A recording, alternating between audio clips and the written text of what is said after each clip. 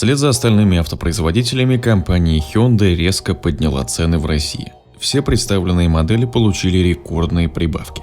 Автомобили стали дороже на 240-820 тысяч рублей. Прибавка составила примерно 20%. Также корейский концерн Hyundai Motor остановил российский завод и прекратил отгрузку автомобилей. При этом корейские автомобили продолжат поставлять в Россию. Министерство торговли США позволило южнокорейским фирмам поставлять комплектующие на свои заводы в России. Это значит, что остановленный 1 марта автозавод Hyundai Motor скоро возобновит работу. Что касается повышения цен, то в линейке Hyundai наименее заметно подорожал седан Solaris, который является лидером по итогам февральских продаж. Его цена увеличилась на 240 тысяч. Теперь он стоит от 1 миллиона 245 тысяч рублей.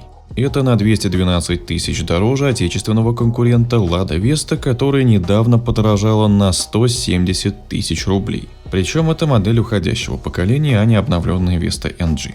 Напомню, что про повышение цен на автомобили Lada я рассказывал в отдельном видео. Кому интересно, ссылку оставлю в правом верхнем углу и в конце этого ролика. Седан Elantra прибавил в цене 345 тысяч рублей. Его стоимость от 1 миллиона 954 тысяч до 2 миллионов 449 тысяч рублей. Седан Hyundai Sonata теперь стоит от 2 миллионов 379 тысяч рублей до 3 миллионов 49 тысяч рублей. Цена увеличилась на 415 тысяч. Самая популярная модель сегмента SUV по итогам февраля Hyundai Creta подорожала на 310 тысяч. Теперь кроссовер стоит от 1 миллиона 659 тысяч рублей до 2 миллионов 482 тысяч рублей. Кроссовер Hyundai Tucson теперь стоит от 2 миллионов 519 тысяч до 3 миллионов 649 тысяч рублей. Прибавка составила 460-570 тысяч рублей.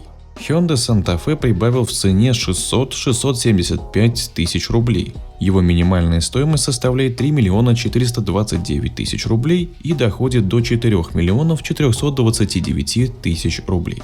Наибольшую прибавку получил большой флагманский внедорожник Hyundai Palisade. Его стоимость разом выросла на 820 тысяч рублей.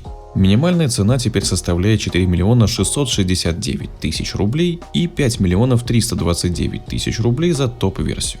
Недавно представленный микроавтобус Hyundai Staria подорожал на 650 тысяч рублей. Его стоимость варьируется от 3 миллионов 649 тысяч рублей до 4 миллионов 749 тысяч рублей.